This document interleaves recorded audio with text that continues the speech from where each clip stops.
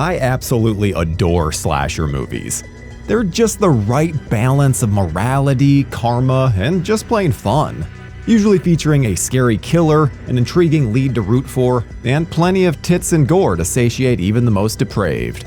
Hi friends, I'm Tyler Nichols with JoBlo, and it's time that we get into the best subgenre in all of horror, the slasher film. First up is a little outside the box. Michele Soave's mentor was actually Dario Argento, and you could definitely see his giallo influence here. But this doesn't get nearly as weird and dreamlike, and still firmly falls in the slasher category.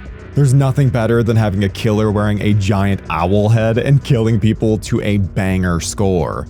This is Stage Fright. And while Eli Roth's Thanksgiving may have taken the holiday and made it its namesake, that wasn't the first time that we received a Thanksgiving slasher.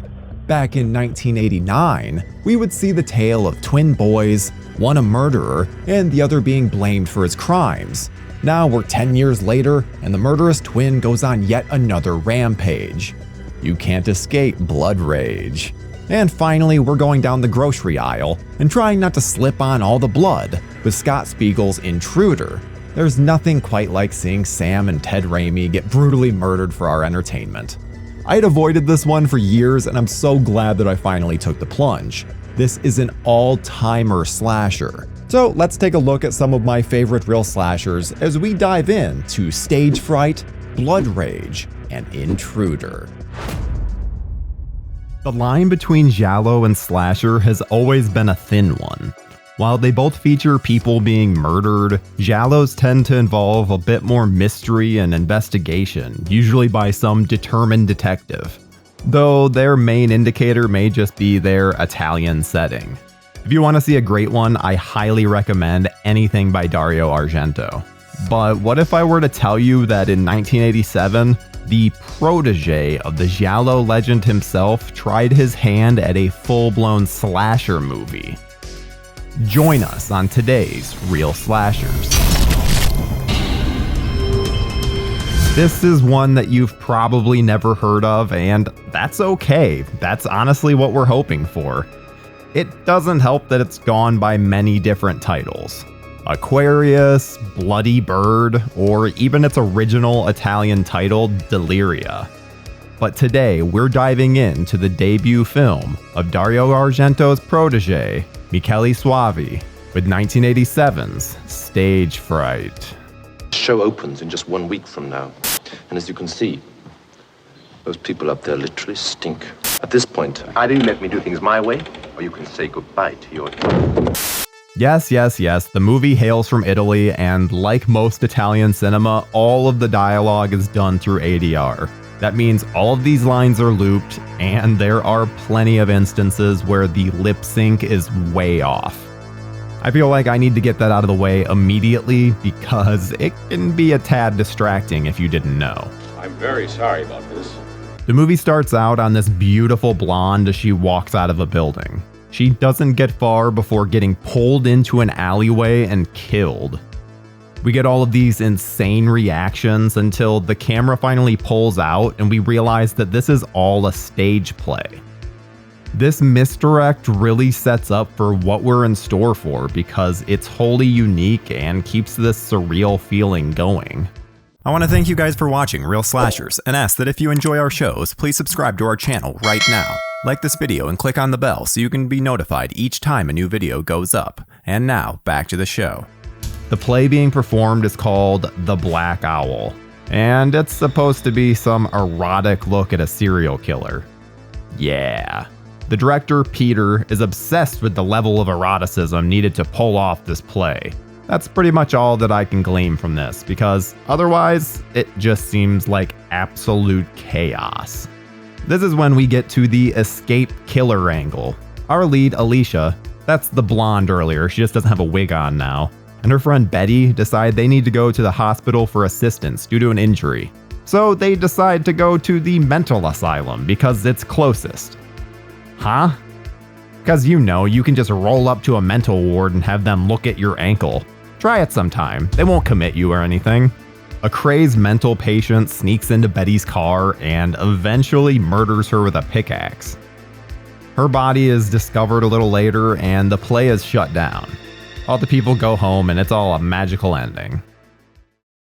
Just kidding, the director is so gung-ho about getting his musical just right that he orders the main cast members to be locked in the building for the night. He's even changed the play to make the escaped killer, Irving Wallace, the new identity of the play's would-be killer. Only one problem. They're now trapped in there with the real Irving. What precedes is a standard one-by-one killing, but it does so in a way that feels fresh. There's a ton of different characters here, and they each get taken out one after another in rapid succession. This film's purpose doesn't seem to make us feel for these people. It's more to witness some gnarly kills. By the time the grand finale happens, you're lost in a whirlwind of blood and feathers. We even get a little director cameo at one point as Michele shows up as a young cop. He even has a funny bit where he's comparing himself to James Dean and fixing his hair. It's a nice juxtaposition of the chaos going on inside, and those meant to protect completely oblivious on the outside. Even when it seems like Alicia has beaten Irving and sent him to a fiery grave, he returns and almost chops her up with an axe. Thankfully, Willie the security guard has Deadeye turned on and shoots him right between the eyes. And he's definitely not coming back from that, right? Oh, for fuck's sake. Listen to me. I think that maniac is hiding in here. You gone out of your mind? Go on, kill her! Kill her! This movie really seemed primed for a good whodunit, doesn't it? But instead of causing us to suspect any of the actors, we're shown right away that this is just an escaped nutcase. His name is Irving Wallace, and he's the play's new inspiration. He used to be an actor who grew tired of his castmates and murdered them all. I never would have imagined that a killer with a giant owl head would be scary, but, well, here you have it. This overly large owl head is downright terrifying given the circumstances. But with how bloodthirsty he is, it's kind of hard for him to not leave some kind of impact on you. He just will not stop murdering these people. And hey, it's not like owls aren't actual badasses in the bird kingdom. Plus, anyone that's read some Batman comics knows that the Court of Owls is nothing to mess with. So owls can hold their own. Clayne Parker starred as Irving, and while he has no real lines, he has quite the presence. He moves quick when he wants to, and there's a genuine menace behind his eyes.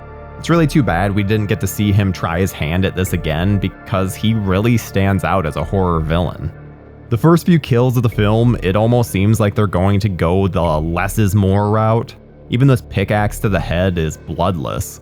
It sets up the audience expectation pretty early, but then things go completely insane out of nowhere, and it's absolutely glorious. Damn near every single person introduced in this film dies in a horrific way, only to be put on display at the end. It really cements how insane Irving Wallace is. There's this terrifying scene where Irving has killed Brett and taken his costume. On stage, the director, Peter, is yelling at him to complete the scene. Just stand there, grab her! Oh, Peter, you're going to regret that. Go on, kill her! Kill her! Shit has officially hit the fan. While he definitely switches up his weapon of destruction, there is a stretch where the man shows his love for a chainsaw. He absolutely annihilates people with it, dismembering everyone in sight. I know someone may be upset at the guy for gimmick infringement, but it's badass, so that should make up for it.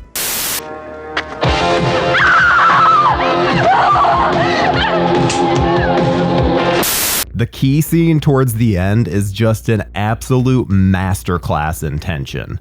See, it's set up early that there are only two ways out, and both of them are locked with no key in sight. The first is lost when this lady is pickaxed, and the second is lost when this lady is murdered.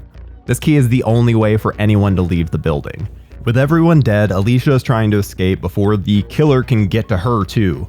She's found a ring of keys and a gun, so she's positioned pretty well to do it. The camera cuts back and forth between her and the keys that she's so desperately trying to insert into the door.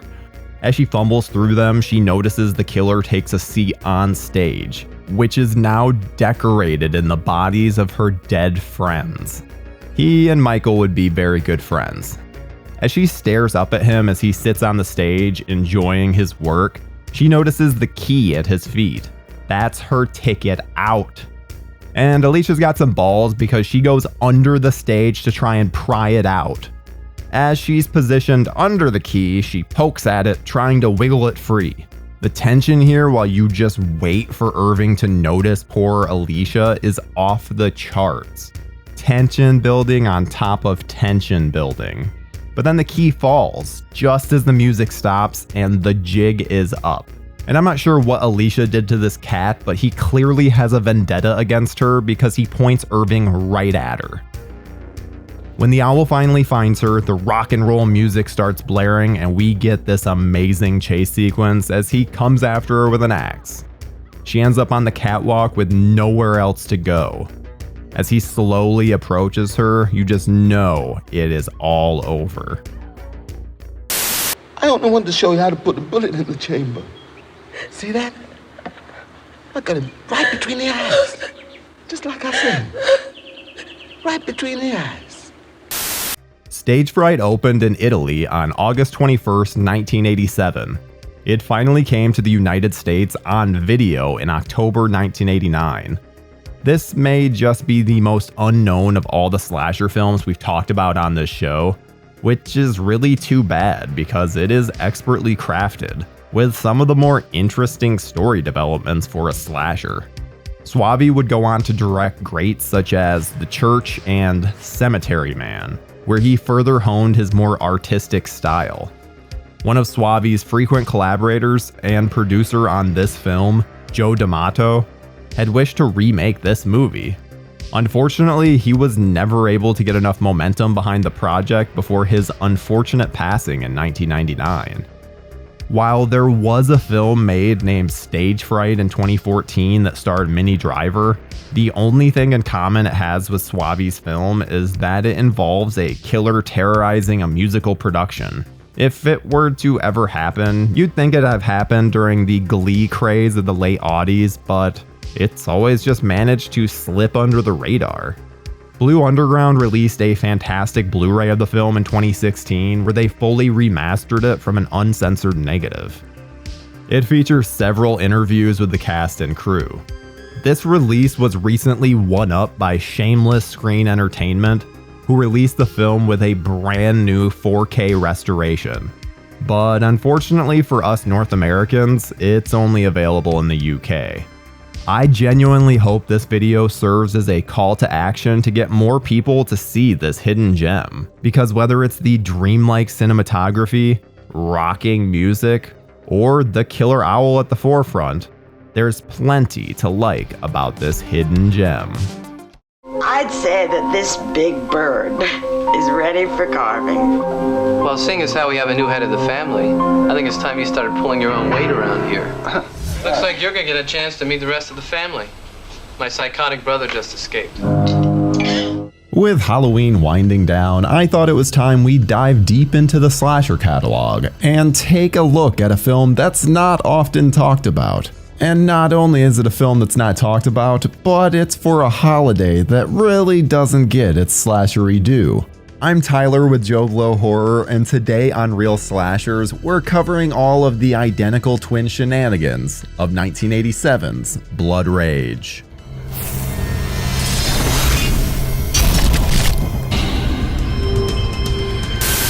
Jerry, you were right. What happened? He just hurt that person. He just hurt him. Jerry, stop it. Stop it, stop it.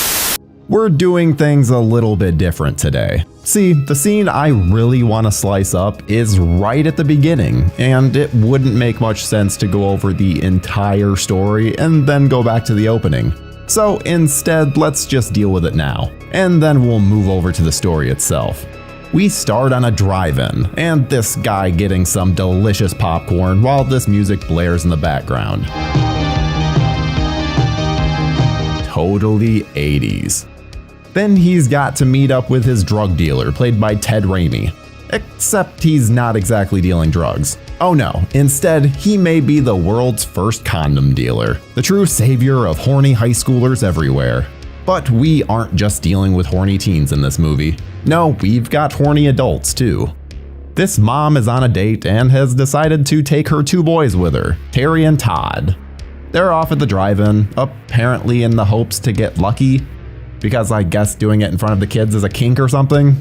The boys immediately wake up and go exploring. Terry is really not a fan of his mother hooking up. We know something isn't quite right with him right from the jump because he finds a hatchet in the back of someone's truck and looks at it like it's the solution to all of his problems. And I think the filmmakers just made a mistake with which kid picks up the hatchet because we see that Terry has it in the next scene. So I'm still gonna say this was Terry and not Todd here. He happens to come across a teen couple who are getting busy in their car. As soon as they notice that Terry is watching them, they yell at him to get away. But this just triggers the boy, and he smacks the teen upside his head with the hatchet. He hits this guy so many times in the face that it's a miracle he even has a face left. Then this poor girl runs out of her car naked as the day she was born, which is when we get the funniest cutaway. Thought I heard somebody scream. No, duh, ya think? By the time everyone at the drive-in comes in to see what happened, Terry has framed his brother Todd with the murder. Todd can do nothing except stare in shock at the scene, making him look pretty damn guilty. And we've officially set up our story. Terry, what happened? Are you all right? Sure, I'm all right. What is that thing in your hand? It's Todd's. He's gone totally out of his mind. He's killing people all over the complex. God, what a way to begin this one. An identical twin murders someone and then frames their brother? Talk about some shitty family. Poor Todd is institutionalized and Terry gets to live a pretty normal life, despite being a closeted psychopath. 10 years into his institutionalization, Todd starts to remember what actually happened that night, and even informs his therapist. When the therapist tells the mother about what she believes happened, this woman gives an Oscar-caliber worthy performance. No more tests! My children are not guinea pigs! Yikes. Completely in denial about her precious Terry, their mother tries to move on, even getting engaged. Only she doesn't seem to realize that it's her promiscuity that triggers Terry. In fact, Todd escapes from the mental asylum, and Terry takes this as his opportunity to satiate his bloodlust. His first victim is his mom's fiance, who cuts off his hand while drinking a beer. The victims in this are really stupid, essentially just standing still and waiting for Terry to mutilate them. And not all of the deaths are even shown on screen, with some just being quick cutaways. But don't let that dissuade you, as they make sure to show us some of the gory aftermaths, and it's more than worth it. Oh, and while I would call this one of the only Thanksgiving slasher films out there, it doesn't really amount to much more than a brief scene with some light turkey carving. It doesn't really play into the plot either, so its inclusion feels more like the producers going, well, most slashers take place around some kind of eventful day, so we'll pick one that hasn't been done before. Why they chose Thanksgiving is beyond me. Maybe the family aspect? And unsurprisingly for a slasher of the era, the acting in this is rough, with glorious moments such as this. It's okay, Mom. Hey, I'm Brad King. I'm the manager here. Maybe I can be of some help. But that really just adds to the entertainment value as a whole. Just like the sheer amount of nudity, which almost falls into the category of excessive. I mean, hell, at one point there's a couple having sex on a diving board, for God's sake. There's also a great bit where Terry and Todd's mother discovers her fiance's body, and it's so hilarious with how long it takes her to realize that he's actually dead. This woman may just be the dimmest to ever exist. Eventually, Todd and Terry come face to face, and Terry, being the insane killer that he is, gets the better of Todd while they're fighting in the pool. But thankfully, their mother is finally sick of Terry's shit and shows up with a gun, shooting him in glorious fashion. Or so it seems. Turns out that she actually thought that she was shooting Todd and not Terry, a fact that she is very disappointed with. The movie ends with Todd and his mother both proclaiming, I'm Todd! No! until she fucking shoots herself, unable to live with everything that has happened. Yeesh. No! No more tests! No more tests! My children are not guinea pigs! So we have two people to talk about here, Todd and Terry. Todd is the person that everyone thinks is a psychotic killer, and Terry is the one that actually is the psychotic killer. They both look like they're about 35, and for some reason I can't really see Todd without thinking of Connor O'Malley. So you don't have pornos and calendars? Which is kind of ironic because Todd and Terry are actually played by the same actor, Mark Soper. And he does a good job of making them feel like very different people. Todd is just so damn awkward. You seem nice. I've never kissed a girl before. Oh, yeah? Well, you really ought to try it sometime. I gotta go. Bye. Terry doesn't really follow the stereotypes of the standard slasher killer. Hell, he even smokes a joint at one point. Something that would have signaled certain death for any would-be victims in any other slasher. And the clear joy that he gets from this is great to watch. I mean, just look as he cleans himself up after. You can just see how proud he is, which just makes him all the more intriguing. Todd, on the other hand, is just a weirdo in every sense of the word. Watch as he even tries putting his doctor's body back together and even yells at her. These two are just something else. One of the more messed up kills is when Terry takes out this mother and her date, while the poor lady's baby cries in the background, completely helpless. Fortunately, he doesn't take out the baby. This isn't that kind of movie. But it does mean that we have a crying baby during a portion of the ending. And the pure glee that Terry has on his face as he's running around with his bloodied up machete makes it a complete mystery as how we didn't get more films for Terry to be able to ham it up in. The sequels to this would have been glorious. You know what else Dr. Berman told me? What? She told me that Todd never killed anybody. Blood Rage, otherwise known as Slasher, otherwise known as Nightmare at Shadow Woods, was released in March of 1987, despite being filmed all the way back in 1983.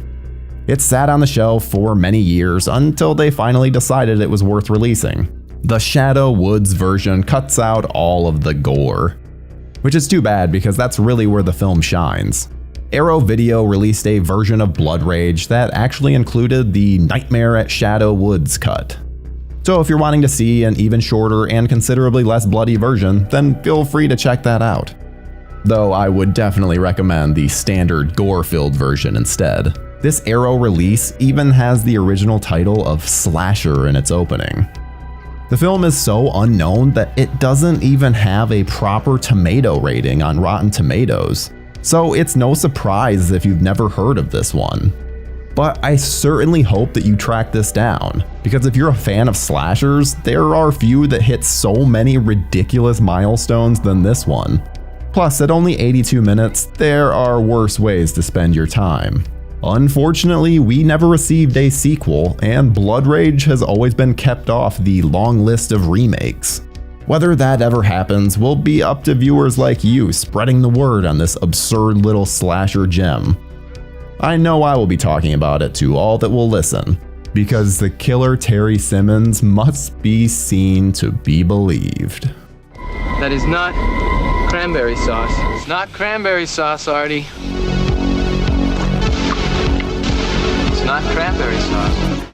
I'm a big slasher guy, so there are few that have passed me by. But for some reason, Scott Spiegel's 1989 film did just that. And it's really too bad because I was missing out on some of the slickest shooting and most brutal kills of the whole decade.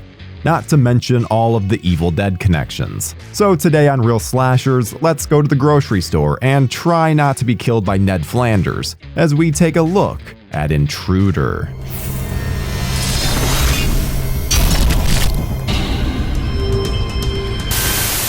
Don't you see? I'm just crazy about this store.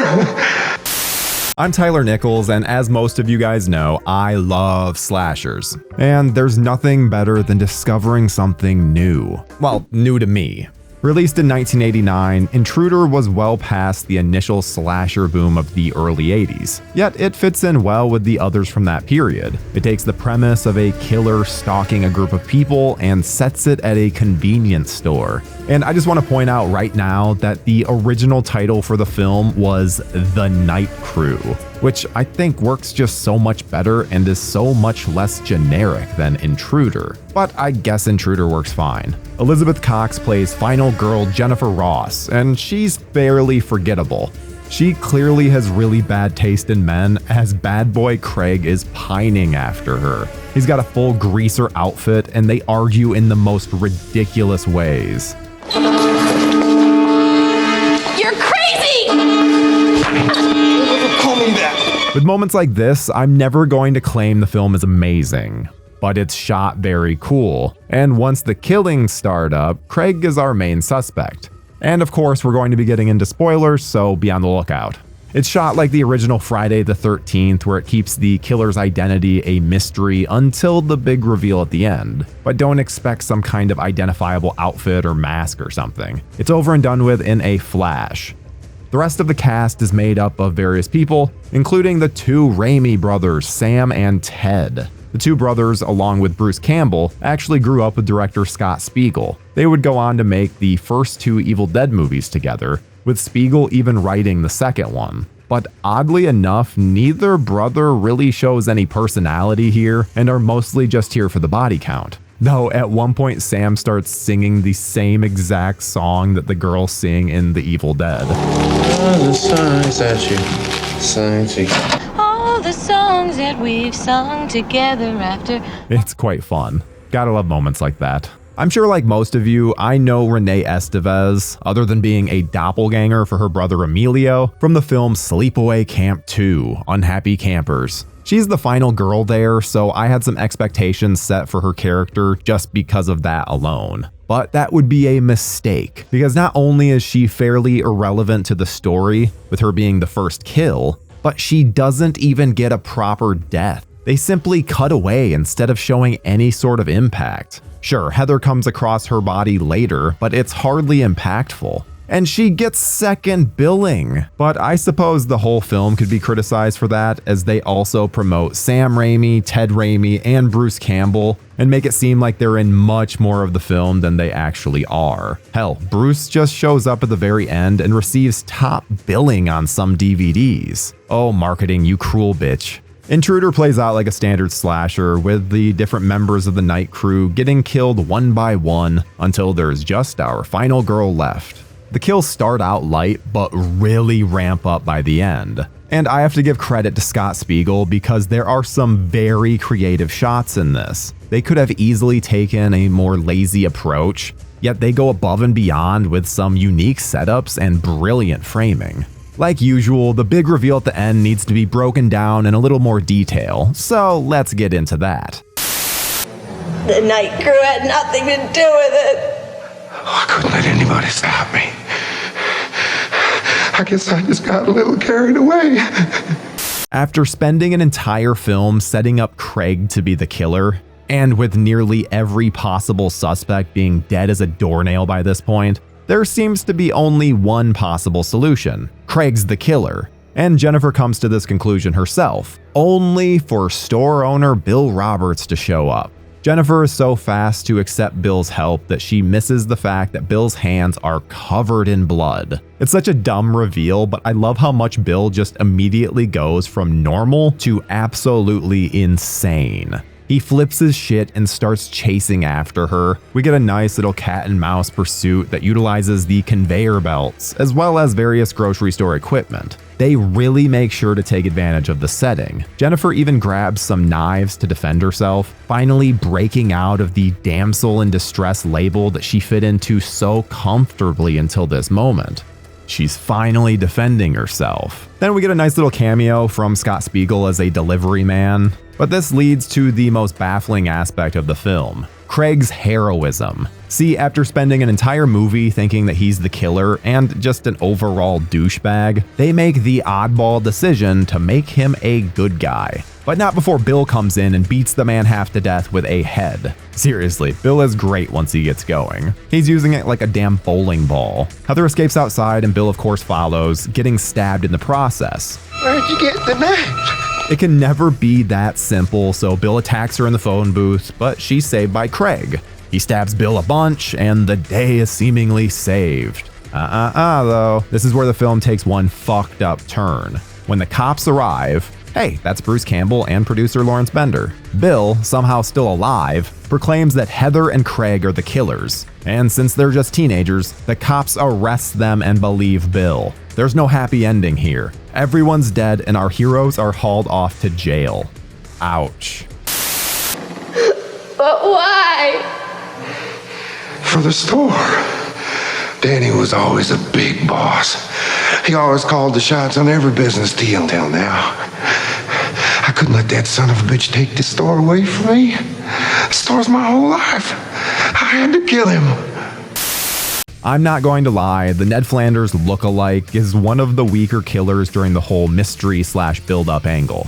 We aren't able to see him, and there's not much to go off of in terms of personality. But once they actually reveal him, it's fairly fun because he gets to act crazy. Portrayed by Dan Hicks, the Bill Roberts character doesn't really let on about his true intentions. See, he's upset that his business partner is selling the grocery store to the city. So his solution is to murder everyone.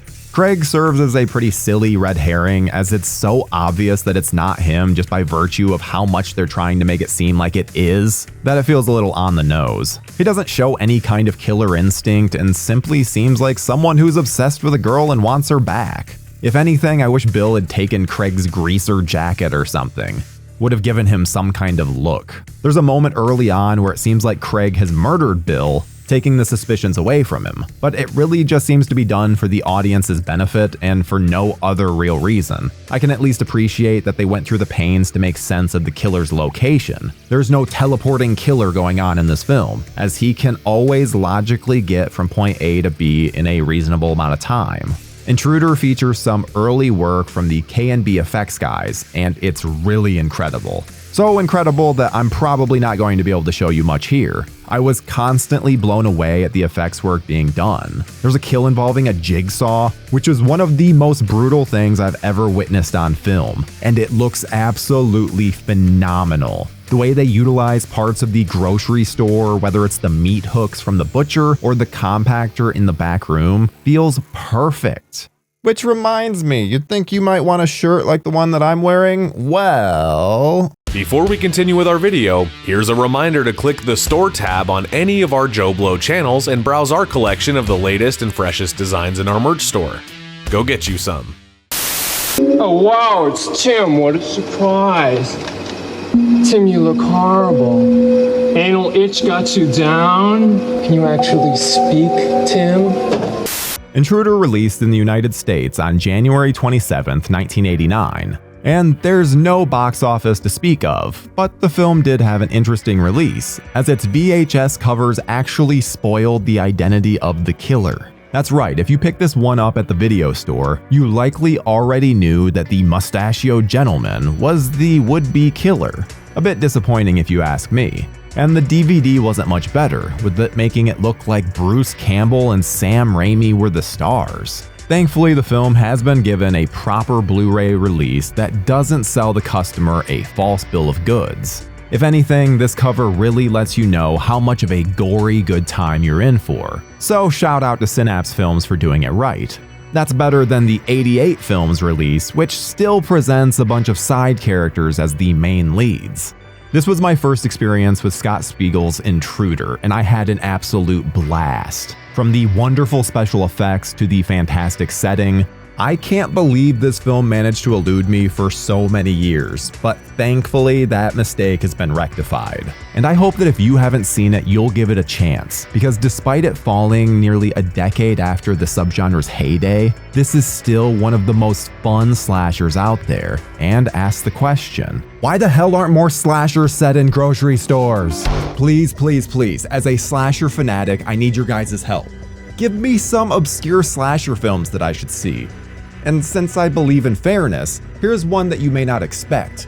Brutal Massacre. This is a mockumentary about the making of a slasher film, but far too few people have seen it, and it features one of Gunnar Hansen's best performances. Definitely check it out, and I'll see you next week. I was in the Nam, pussy fart. I'll twist your head off and go bowling.